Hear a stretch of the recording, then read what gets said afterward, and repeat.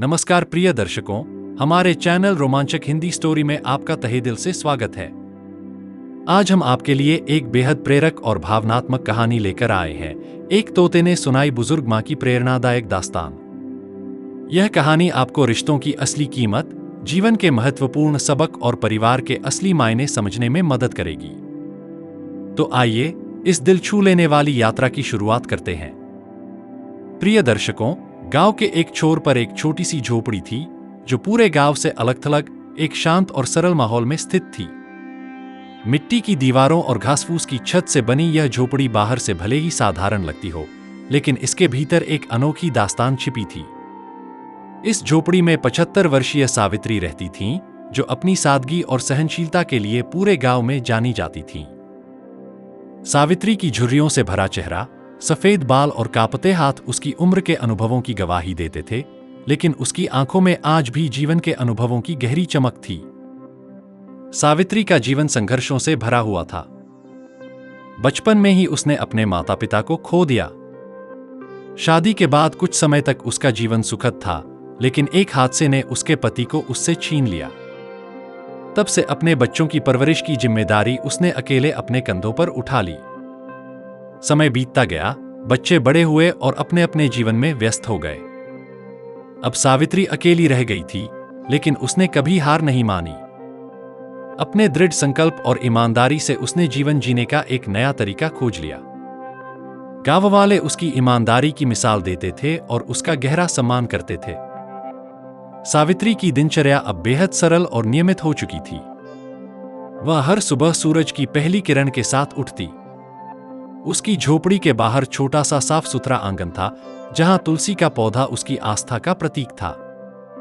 वह रोज सुबह तुलसी को पानी देती, दीपक जलाती और भगवान का स्मरण करती। इसके बाद वह अपने छोटे से खेत की ओर जाती, जो उसकी झोपड़ी के पास ही था। खेत भले ही छोटा था, लेकिन उसमें उगी सब्जियां सावित्री की मेहनत और लगन का प्रतीक थीं। बढ़ती उम्र के कारण अब वह ज्यादा मेहनत नहीं कर पाती थी, लेकिन अपने खेत को संभालने में वह कोई कसर नहीं छोड़ती थी। उसकी यह लगन गांव के हर व्यक्ति के लिए प्रेरणा थी। उसकी जिंदगी में अगर कोई सच्चा साथी था, तो वह था उसका तोता मणि। मणि उसकी जिंदगी का अभिन्न हिस्सा बन चुका था। 10 साल पहले जब मणि घायल अवस्था में झोपड़ी के पास मिला था, तो सावित्री ने उसे गोद में उठा लिया था। उसकी चोटों को साफ करके, उसे खाने पीने की चीजें देकर और अपनी ममता से उसका ख्याल रखकर सावित्री ने उसे फिर से जीवन दिया था। तब से मणि उसका सच्चा साथी बन गया। मणि न केवल बोलने में माहिर था, बल्कि उसकी बातों में ऐसी समझदारी झलकती थी, जिसे सुनकर कभी कभी सावित्री खुद हैरान हो जाती थी। जब भी सावित्री अकेला महसूस करती, मणि उसकी उदासी को दूर कर देता। वह सावित्री के साथ बातें करता, उसकी बातों पर प्रतिक्रिया देता और कभी कभी तो मजाक भी करता। सावित्री और मणि के बीच का यह रिश्ता बेहद खास था। सावित्री मणि को अपने बच्चे की तरह मानती थी और मणि भी उसके प्रति अपनी वफादारी और प्रेम को हर पल जाहिर करता था। उनकी आपसी समझ और स्नेह ने उस झोपड़ी को भले ही साधारण बना रखा हो, लेकिन उसमें बसे रिश्ते को असाधारण बना दिया था। इन दिनों सावित्री के दिल में एक अजीब सी बेचैनी और उदासी ने घर कर लिया था। वह दिन भर सोचती रहती और यह सोचते सोचते कभी कभी उसकी आंखें नम हो जाती। अपनी झोपड़ी के एक कोने में बैठी वह खुद से सवाल करती, अब मेरा जीवन किस काम का है? मेरी उम्र ढल चुकी है। न तो मेरे पास ताकत बची है, न कोई परिवार जो मेरा सहारा बने। शायद भगवान मुझे भूल गए हैं। यह विचार उसके मन में बार बार आता और वह खुद को और भी अकेला महसूस करती। एक दिन सावित्री अपनी झोपड़ी के बाहर नीम के घने पेड़ के नीचे बैठी थी। हल्की ठंडी हवा चल रही थी, लेकिन सावित्री का दिल बेचैन था। उसकी आंखों से आंसू बह रहे थे और वे आंसू उसकी झुर्रियों से होते हुए धीरे धीरे जमीन पर गिर रहे थे। पास में मणि, उसका प्यारा तोता, अपनी डाल पर बैठा उसे निहार रहा था। मणि बहुत समझदार था और सावित्री के हर भाव को भांप लेता था। जब उसने देखा कि सावित्री इतनी उदास और रो रही है, तो वह फौरन अपनी डाल से उड़ा और सावित्री के कंधे पर आ बैठा। अपनी छोटी सी चोंच से उसने सावित्री के कंधे को हल्के से छुआ, मानो उसे सांत्वना देने की कोशिश कर रहा हो। मां, क्या हुआ? तुम रो क्यों रही हो? मणि ने नरम और चिंतित स्वर में पूछा। उसकी आवाज में मासूमियत के साथ गहरी संवेदनशीलता झलक रही थी। सावित्री ने गहरी सांस ली और अपनी थकी हुई आंखों से मणि की ओर देखा।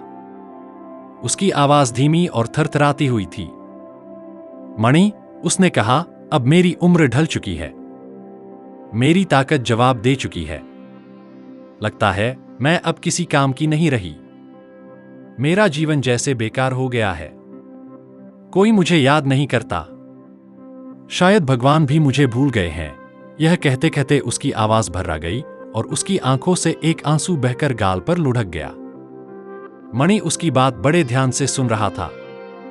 उसने अपनी नन्ही गर्दन हल्के से हिलाई और सावित्री की गोद में जाकर बैठ गया। अपनी छोटी सी चोंच से उसने उसके कांपते हाथ को धीरे से छुआ, जैसे उसे सांत्वना देने की कोशिश कर रहा हो। फिर उसने अपने मासूम लेकिन गहरे स्वर में कहा, मां, ऐसा मत सोचो। हर जीवन की अपनी अहमियत होती है। तुम्हारा जीवन व्यर्थ नहीं है। तुम्हारी मेहनत, तुम्हारा प्यार और तुम्हारी ईमानदारी ने न जाने कितने लोगों को प्रेरणा दी है। सावित्री ने आश्चर्य से मणि की ओर देखा। उसकी आंखों में हल्की चमक उभर आई।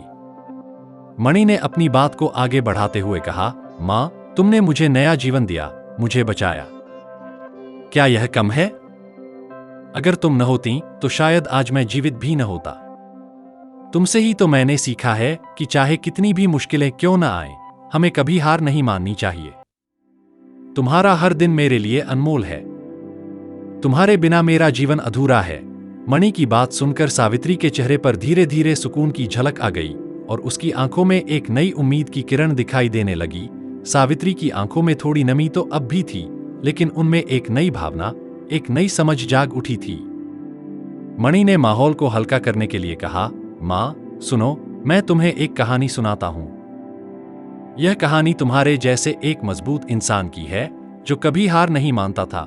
सावित्री ने पहली बार उस दिन हल्के से मुस्कुराने की कोशिश की। उसने मणि को अपनी गोद में सहलाते हुए कहा, ठीक है मणि, मुझे तुम्हारी कहानी सुनने का इंतजार रहेगा। तुम हमेशा मेरी हिम्मत बनते हो। मणि ने अपनी पंखों को फड़फड़ाया और कहा, तैयार रहो मां। यह कहानी तुम्हें जरूर पसंद आएगी।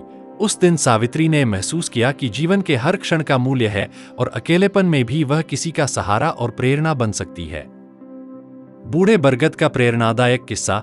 मणि ने सावित्री को सांत्वना देने के लिए एक कहानी शुरू की। उसकी आवाज में अपनापन और गहराई थी। बहुत समय पहले की बात है, मणि ने कहा, एक घने जंगल के बीचों बीच एक विशाल बरगद का पेड़ खड़ा था। यह पेड़ सदियों पुराना था, अपनी मजबूत जड़ों और फैली हुई शाखाओं के लिए जाना जाता था। उसकी गहरी जड़ों ने जमीन को मजबूती से थाम रखा था और उसकी शाखाओं ने एक हरे भरे छत्र का आकार ले लिया था, जो राहगीरों और जानवरों के लिए सुकून और छांव का स्रोत था। उस बरगद की छांव में थके हुए मुसाफिर राहत की सांस लेते थे। उसकी शाखाओं पर पक्षी अपने घोंसले बनाते और उनकी चहचहाहट से पूरा जंगल गूंज उठता। बंदर उसकी शाखाओं पर झूलते और उसकी जड़ों के पास हिरण व अन्य जानवर पानी पीते। बरगद केवल एक पेड़ नहीं था, वह पूरे जंगल के लिए एक आसरा और जीवन का प्रतीक था। लेकिन समय के साथ बरगद बूढ़ा हो चला। उसकी शाखाएं सूखने लगीं, पत्ते गिरकर मिट्टी में समाने लगे और उसका तना कमजोर हो गया। एक दिन उसने खुद को बहुत अकेला और बेकार महसूस किया। आसमान की ओर देखते हुए उसने भारी मन से कहा, हे भगवान, मैं अब बूढ़ा हो गया हूं। मेरी शाखाएं टूट चुकी हैं, पत्ते गिर चुके हैं। अब मैं किसी के काम का नहीं हूं। मेरा क्या महत्व रह गया है? क्यों न मुझे गिरा दिया जाए ताकि मेरे स्थान पर कुछ नया उग सके। बरगद की ये बात जंगल की हवा में गूंज गई। उसकी उदासी सुनकर भगवान ने करुणा भरी आवाज में कहा, तुम ऐसा क्यों सोचते हो कि तुम्हारा जीवन व्यर्थ है? तुम्हारे गिरते हुए पत्ते मिट्टी को उपजाऊ बनाते हैं, जो नई पौध को जन्म देती है। तुम्हारी छाव चाहे कम हो गई हो, लेकिन अब भी किसी मुसाफिर को राहत देती है। तुम्हारी जड़ें मिट्टी को थामे रखती हैं, जिससे बारिश इसे बहाकर न ले जाए। तुम्हारी शाखाओं पर पक्षी अब भी अपने घोंसले बनाते हैं और अपनी नई पीढ़ी को पालते हैं। तुम्हारा अस्तित्व जंगल के हर जीव के लिए प्रेरणा है।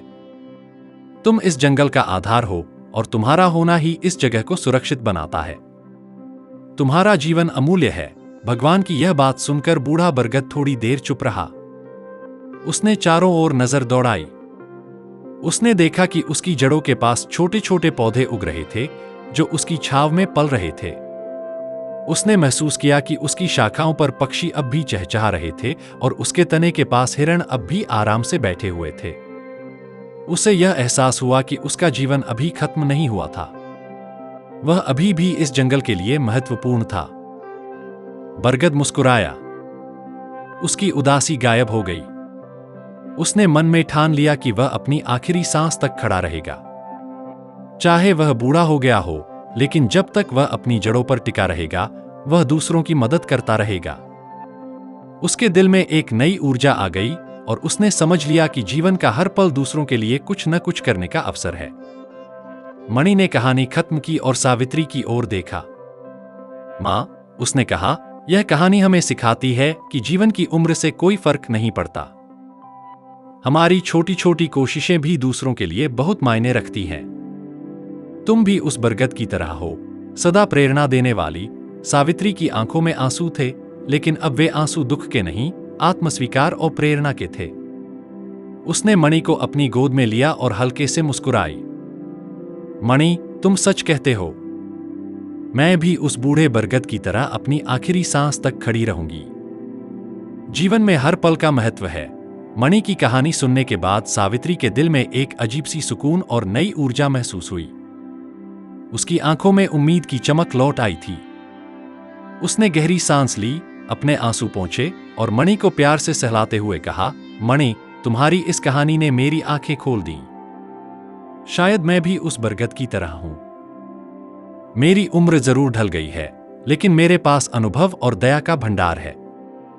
मैं अब भी किसी के लिए कुछ कर सकती हूं। मेरे जीवन का उद्देश्य अभी समाप्त नहीं हुआ। उस रात सावित्री को पहली बार चैन की नींद आई। अगली सुबह सूरज की पहली किरण के साथ उसने खुद को बदलने का पक्का इरादा कर लिया। उसने अपने छोटे से खेत के पास, जहां पहले खाली जमीन थी, एक नया बगीचा लगाने की योजना बनाई।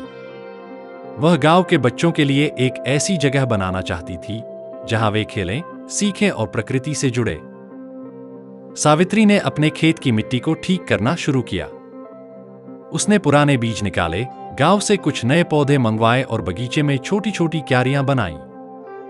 जब बच्चे यह सब देख रहे थे तो उन्होंने कौतूहल से पूछा, दादी, आप क्या कर रही हैं? सावित्री ने मुस्कुराते हुए जवाब दिया, बच्चों, मैं एक ऐसा बगीचा बना रही हूं जहां तुम सब आकर सीख सकोगे कि पौधे कैसे उगते हैं, उनकी देखभाल कैसे की जाती है और वे हमारे लिए कितने महत्वपूर्ण हैं।